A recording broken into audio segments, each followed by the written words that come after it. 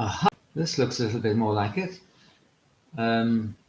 Something's gone funny with the internet today and it's playing up. So we'll see what happens. I hope nobody's waiting on the other one there, because it's just not going to work. It's just going, that little blue thing's going round and round and round, and nothing had happened. So God willing, I won't be all by my day, but we shall see. You might have to come on to this one later on. I'll do something to the other one if it's still playing. I've no idea if it is or not. Anyway, there we go. Hopefully you couldn't see me going backwards and forwards into the, I'll try and work the PlusNet connection thing. It'd be very irritating if that's going to go wrong again. Anyway, today we're going to be looking at, Beverly, there you are. Good morning, Vicky, as well. So people are around. We're going to be looking at Luke chapter 7, verses 1 to 10. It's not a bad day here in Lincolnshire. Goodness only knows what it's like in Ireland anymore, because Tony now lives in the monastery, so he'll be able to tell us that there. So, Safuf cake. So who's here? Beverly and Vicky, Joan. Already done with your soup cake. Good. I hope it was delicious. As everybody nearly always says that things are very tasty in Lebanon. That must be a direct translation from the Arabic, because it's said so frequently that it'd be unnatural to say it that often in English. Anyway, there we go. Good morning, Father Alexander. Your prayers. Yes, indeed. Holy Apostle Aristobulus, pray to God for us. Our very first bishop. Yep, there we go. Now, Christina, good morning. God bless you. New chapter, chapter 7. Now, this is an interesting section of this gospel. It lasts in 7, 8, 9. And in chapter 7, 8, 9, the direction of movement begins to look outwards, away from ordinary Judaism towards something different. And the tensions start getting a bit stronger. You also get other people being introduced who would not normally be typical of those people coming to the synagogue.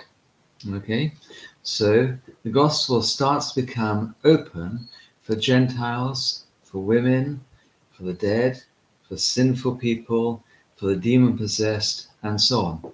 And the Lord begins breaking not just the Sabbath, but also some of the purity laws by touching the dead, eating with tax collectors, talking with, in inverted commas, sinful women, et al.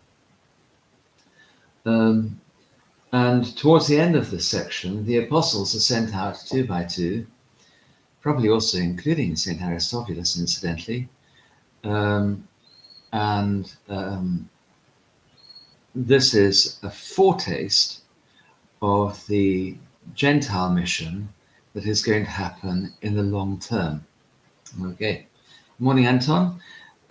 What happened was that I started off, but the internet didn't work. It went awry, so I had to have another go. Now then, we start off this whole section, so chapter 7, 8, and 9, with a story about a Gentile, a Roman, somebody rather, who's an oppressing Gentile. It's rather like, say, in colonial times, in somewhere like Kenya, I don't know, one of the district commissioner or somebody like that, all the black African people gathering around saying, you must do something for this DC, he really loves our people. So that's the sort of issue that's going on here. That probably only makes sense to me. Everything else here. Oh dear, oh dear. Okay. Now, this particular Gentile is someone that the people all liked. That's the point. So it's a foretaste of the Gentile mission that's going to come in the long term. So it's quite a long section. Nice little interesting section though. Now, chapter 7, verse 1. Now, when he concluded all his sayings in the hearing of the people, he entered Capernaum. And a certain centurion's servant, it says in Greek, doulos, which means slave, who was dear to him, was sick and ready to die. So when he heard about Jesus, he sent elders of the Jews to him, pleading with him to come and heal his servant. And when they came to Jesus, they begged him earnestly, saying that the one for whom he should do this was deserving, for he loves our nation and has built us a synagogue. Then Jesus went with them, and when he was already not far from the house, the centurion sent friends to him, saying to him, Lord, do not trouble yourself, for I am not worthy that you should enter under my roof. Therefore, I did not even think myself worthy to come to you. But say the word, and my servant will be healed. For I also am a man placed under authority, having soldiers under me. And I say to one, go, and he goes, to another, come, and he comes. And to my servant, do this, and he does it. When Jesus heard these things, he marveled at him, and turned around and said to the crowd that followed him, I say to you, I have not found such great faith, not even in Israel. And those who were sent, returning to the house, found the servant well, who had been sick. Okay? Good morning, Elias. And your prayers for me. God bless you. Now, starting off, centurion then.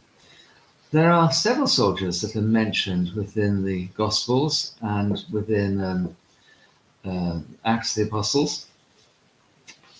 And this one here reminds us straight away of the centurion Cornelius in Acts of the Apostles. They're reminiscent of each other. I guess that this one we're meant to remember when we hear about Cornelius, rather the other way around. That's when they come in the story.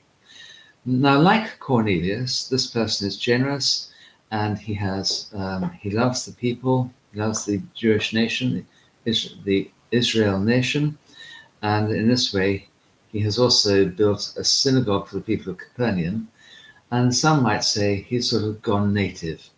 It was always criticized in colonial times in this country, in British Empire times, when somebody left this country, they went to India or Pakistan, what's now Pakistan, or to parts of Africa, and went all over the place. And they then took on quite a number of the characteristics of the people they were living with. Inevitable, I suppose, and a good thing. Certainly this country in a world of good. But the people who saw English people who saw English people going native were often deeply criticized.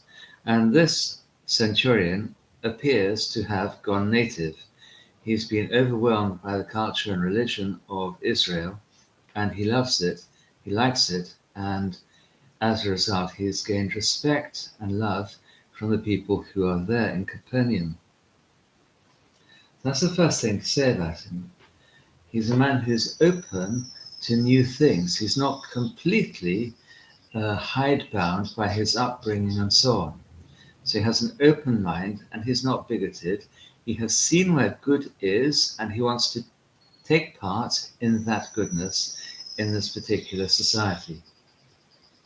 Okay, so you have this certain centurion, and this centurion has a slave. The word, it's translated here servant, but in fact the Greek word is doulos, which means slave. And we have another word that comes up before very long, which is also interesting. He has a slave, and this slave was dear to him. He loves him, but the slave is sick and ready to die. So he's right on the very edge of death. He is in the very process of curling up his toes and dying, and going the way of all flesh. The centurion values him highly. And in verse 7, I think it is, he calls him opais, which means my servant, but it also means my boy. Okay? Opaismu, my servant. It also means my boy. Pedia, pais, they're the same word basically. My boy. And it's a much more affectionate term than doulos, which is a slave, an indentured slave, or a man or child or person who's born into slavery, somebody who's sold themselves into slavery, somebody who has been captured, kidnapped, and taken as a slave, something that until fairly recently in the world was quite a usual thing. And if you go to certain parts of the world now, and I'm told even in Leicester, slavery is still quite a usual thing. And certainly if you go to Afghanistan, Yemen, Somalia, there were slaves in each of those countries when I lived there, and I guess they're probably slaves now. And I saw something on YouTube earlier on about Afghanistan that made me cry. It was about the selling of little girls as wives. These will be second, third, and fourth wives, and some of these children were less than 2 years old and have been sold as wives, future wives, to very, very, very much older men, which is appalling and shocking. Anyway, this person, in some way or other, is a slave, but the centurion really values him. He loves him. He loves this person. And he calls him my boy. Okay? Or paismu, my boy, my servant, my house servant. And he's ready to die. So when the centurion heard about Jesus, verse 3 through to verse 5, he sent elders of the Jews to him, pleading with him to come and heal his servant. And when they came to Jesus, they begged him earnestly, saying that the one for whom he should do this was deserving, for he loves our nation and has built us a synagogue. So the elders come to Jesus. They come willingly. That's the interesting thing. He knows the elders, and the relationship is such that they're willing to Jesus and intercede on his behalf. Now that's interesting, isn't it? How many times am I asked as a priest, and it's crazy, how many times am I asked as a priest if we are allowed to pray for people who are not Orthodox? And it's obvious that we can. I can pray for houses. I can pray and bless cars. I can bless cattle and bees and all sorts of things. I can bless a house to get rid of mice and rats and cockroaches and things. And people ask me, oh, so-and-so is not Orthodox. In fact, so-and-so is a Muslim. Are we allowed to pray for her or him? Don't even ask. Of course. And here's the proof, actually. These Jewish elders, they come along making intercession for somebody who is a Gentile oppressor, somebody who they would normally think is deeply sinful. Okay? And the elders come and they beg not just for the centurion, but for the servant's life, the life of this servant. That's the saying, really. He's not right like most Romans, Lord. He's almost one of us, and he's worthy because of his generosity and his love for our people. He even built the synagogue down the road that you've preached in already. The word there that he uses, axion estin. He is worthy. He is axios. Axios, he's worthy. He's worthy because of this. And they're saying, let him receive some of the blessing that's due to Israel from God because of his goodness. Okay? Because of his goodness. Father Alexander has just taken the next words out of my mouth. The word elders is indeed presbyters. The elders, the presbyters, the priests. What we call the word priest in English comes from the word presbyter, means elder. It's actually based on the word that means old man with beard. Can't think where they get that from. Anyway, the old men with beards, they turn up and they beg the Lord for this. They're the leading lights within Capernaum and the synagogue, the presbyters. Let him receive some of God's blessing as if he was one of us. Interesting way they're talking there, and they obviously think the Lord they're making intercession, they're praying to God. Because, of course, the Lord is God and has appeared to us. Good morning, Judith. Okay, so off they set. Verse 6.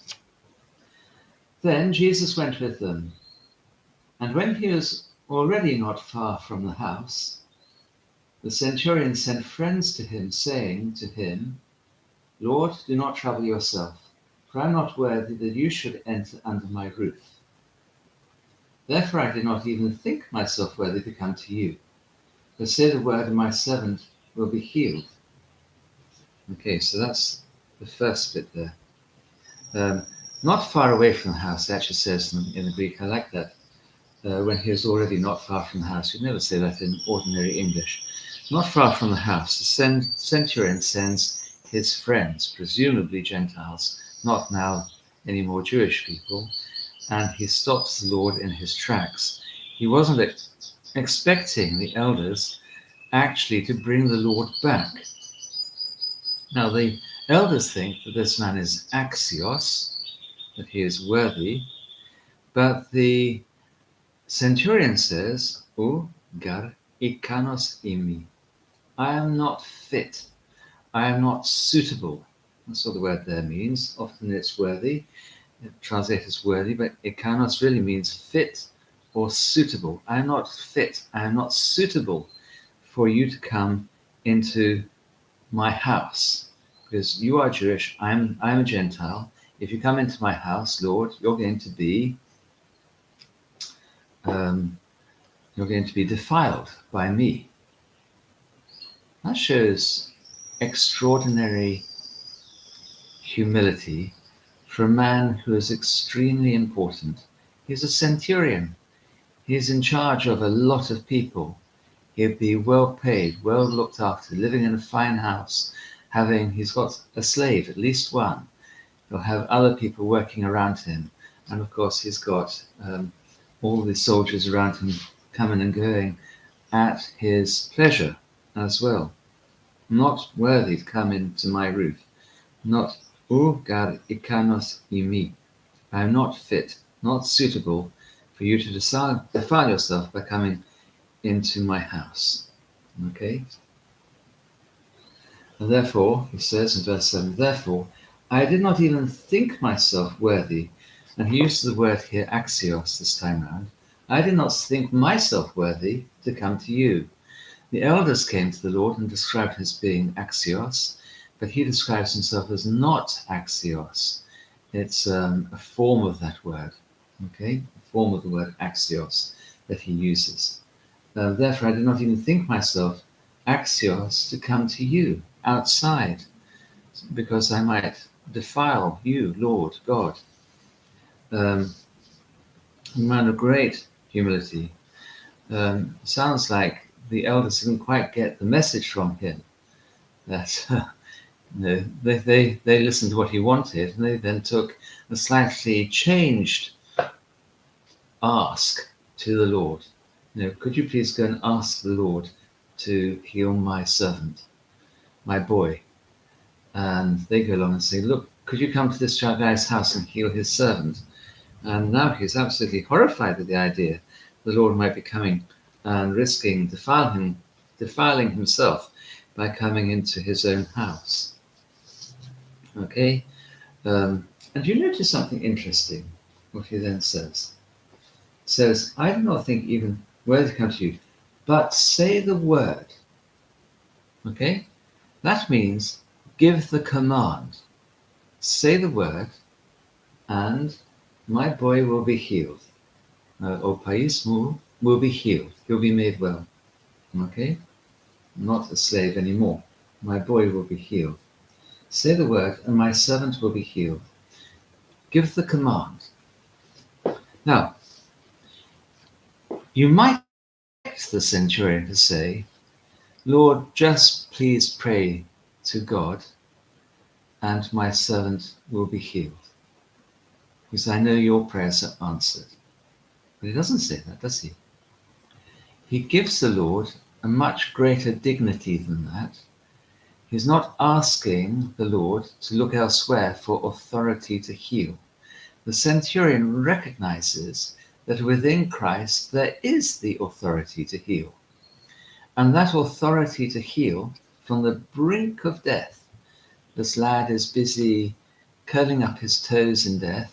From the brink of death, he's saying, you have the authority to bring my lad from the sickness unto death into health. Only God can do that. And the centurion recognizes this. Good morning, Stella. Recognizes this and reacts to it in that way. Good afternoon, Irene. God bless you. Okay, so that's a really important point here. And it's one of those things when people are looking to see whether Jesus is just a prophet or whether he's God.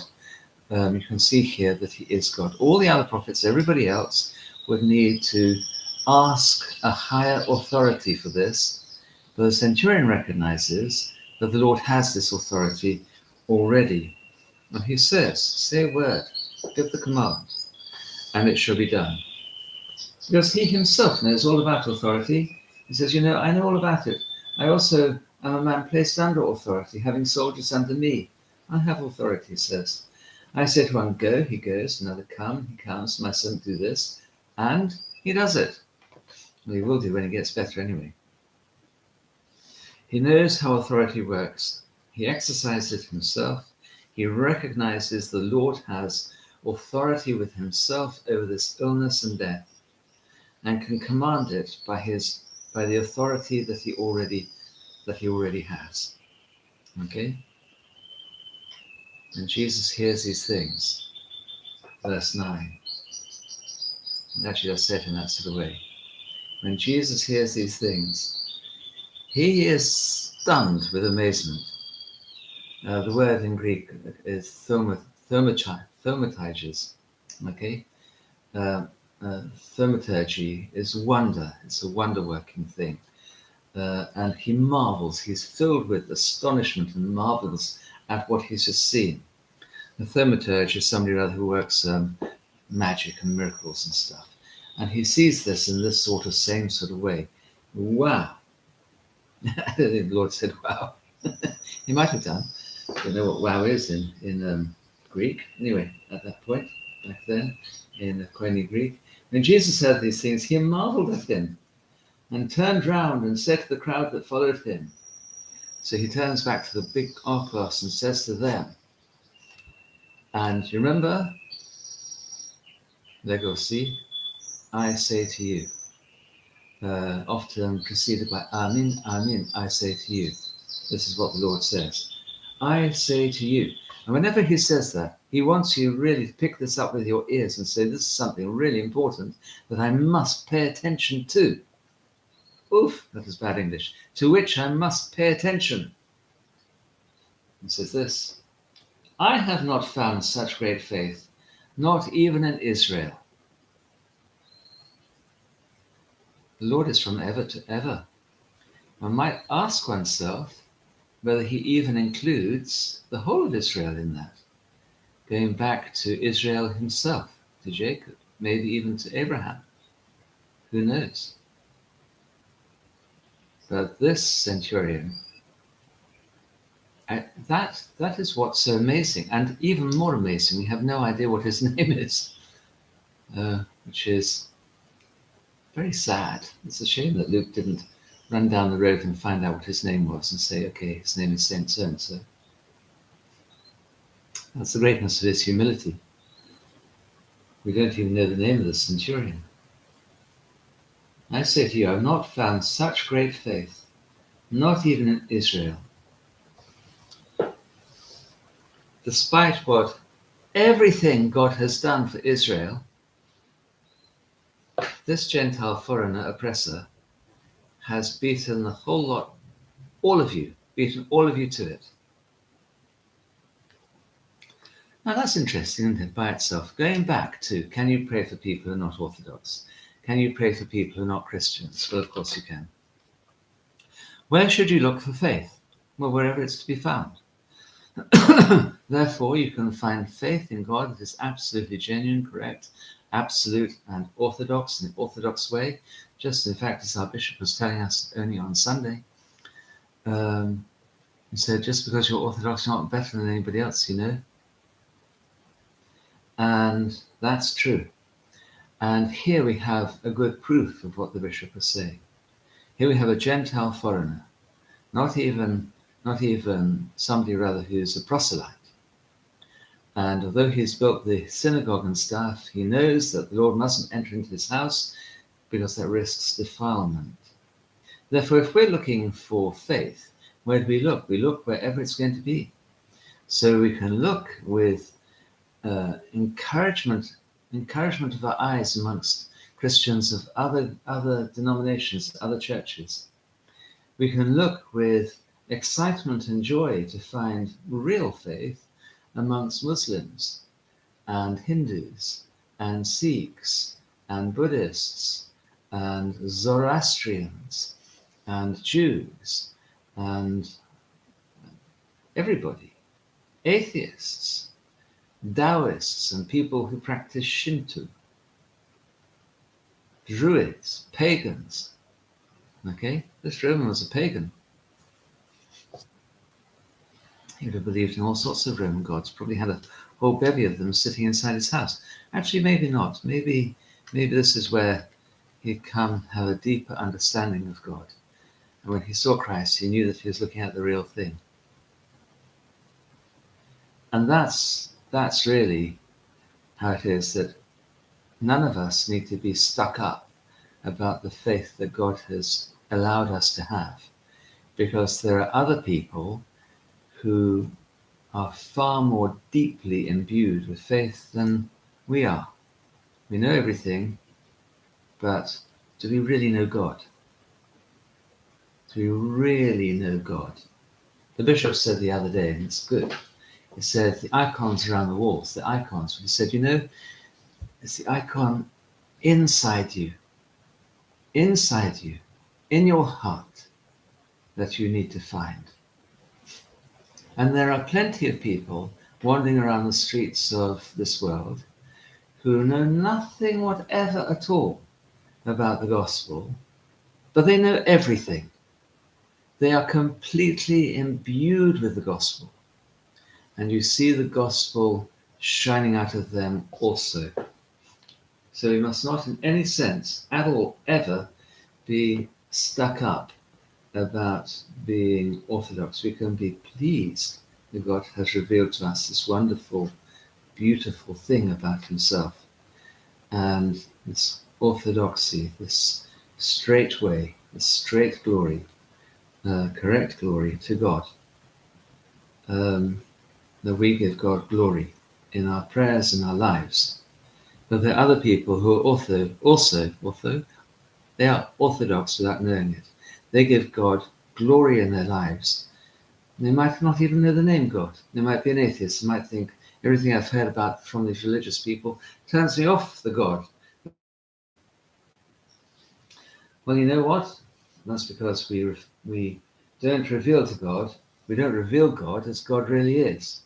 We reveal often a God that is horrible and mean and picky and unpleasant and nasty to know. And that is not God at all.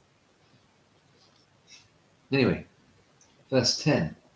And those who were sent, his friends this time round, if you remember, returning to the house, found the servant. Luke is talking again. He's not quoting directly from the centurion who called him my pais, or paismu, found the servant, doulos, the slave, well, who had been sick. That last bit there, who had been sick, is a variant manuscript reading. So probably the old one says, and those who were sent, returning to the house, found the slave well. And it means perfectly well. Okay? There's nothing wrong with him now. He is completely in sound health. Doesn't mean to say he's sitting up in bed drinking a little bit of chicken soup. It means he's leaping about the place getting back to work. Or probably more likely that the centurion is busy hugging him and thanking God for this wonderful miracle that has happened. Okay? Isn't that wonderful? And so much to learn from this one episode in the Lord's life and with us and in Capernaum.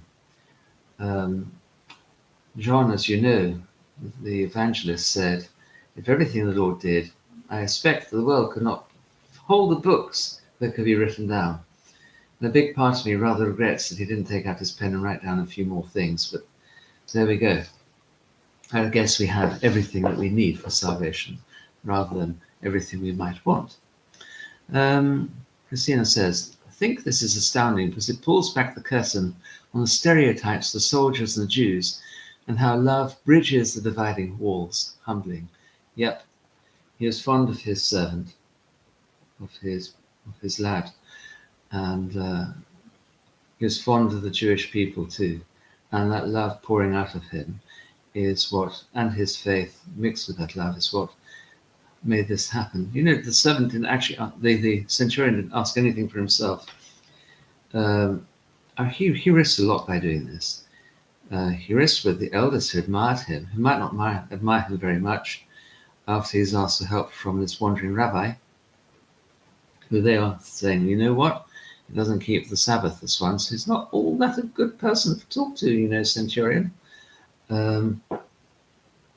He's risking it also with the other, you know, imagine some rabbi covered in dust turns up in the town, and the centurion, polished to the tips of his nose to his toes, says, you know what, I'm not worthy that I should come to you. I'm a penny stinker in comparison with you, Lord, so don't come into my house. I'm not worthy. I don't have anything that you might like to see here. So he risks an awful lot, and that shows his humility and the wonderfulness. I wish I knew his name. We will do one day. Joan says, I'm Orthodox by name, but God knows if I'm truly on the inside. Others who are non-Orthodox might be so truly than me and teach me God's mercy and love. Amen. Yes, the same with all of us.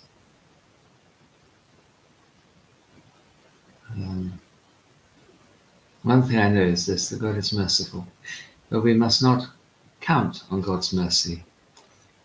We obviously count on God's mercy, but must, what's the word I'm looking for?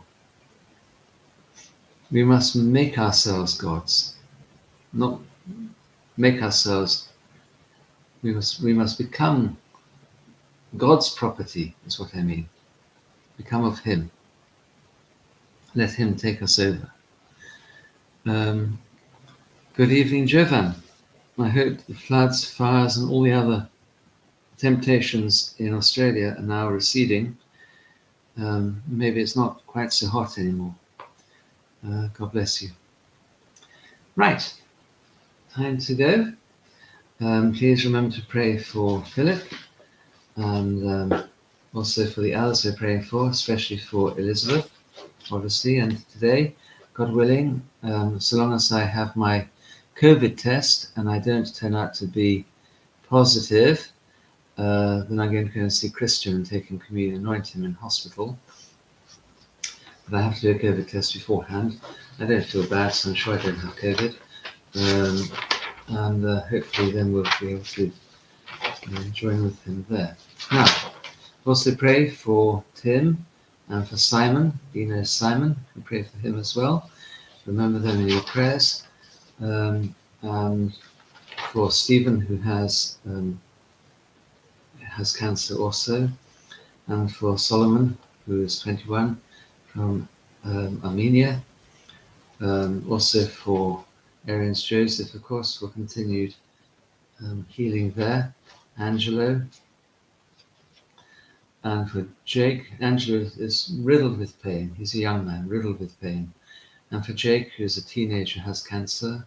For Anne, who has cancer. Andrew has cancer. And for Helen, his wife, as well. So if you could pray for them, please. And yes, I'll send Christian and Claudia and Ellie your love as well. Okay? So there we are. And Paula has turned up again. Paula is looking after my turkeys. Well, they're not my turkeys anymore. She's looking after her own turkeys. You remember the little turkey, tiny chicks like this? They're now huge. And Lazarica's turned out to be rather naughty. She goes biting everybody. It's very bad of her. Oh, Stella, you're ill. Oh, no.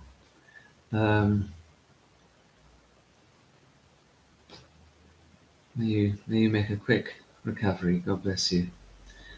Joan, how do we do that? How do we let him take over? Well, part of the lesson of Lent is all about allowing God. Allowing God to infiltrate every part of your whole being so you become His. I can remember when I was first baptized, there was somebody who was baptized along with me. I can't remember his name anymore. I was 16 at the time, so he was about 15 at the time. And he went around with a great big badge, and I don't recommend you do this, a great big badge on his lapel, and it said on it, under new management. I quite like the idea of that, under new management. This particular person was an absolutely lovely person, even under the old management. So it'll be interesting to see how he's turned out in the long term. He'll be 61 or 62 by now. He was a perfect delight.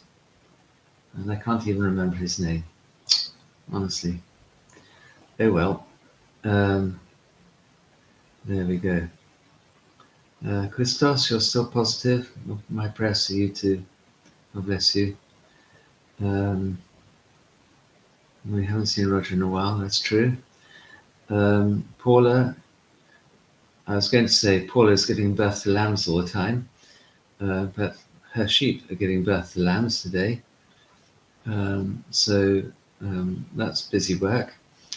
It reminds me of Malengath saying a while ago, somebody asking about Malengath, and Malengath used to sell eggs. And I used to take them to the school where I worked, and somebody said, did Malengath lay these eggs herself? I always had this funny idea whenever I see Malengath and eggs nowadays. Yeah, Christos, I hope you get better soon. Okay, pray for each other. You can see who needs praying for. God bless you, God willing, tomorrow. Okay? God willing, everything will be working better as well. New lands makes you think of Pascha. Yes. I don't eat them though. I can't bring myself. I couldn't bring myself to really. Sometimes people give me meat, I'll eat it if I must. I can't wriggle out of it. But I find I don't like meat anymore. I haven't done for a long time. Right, your prayers, God bless you.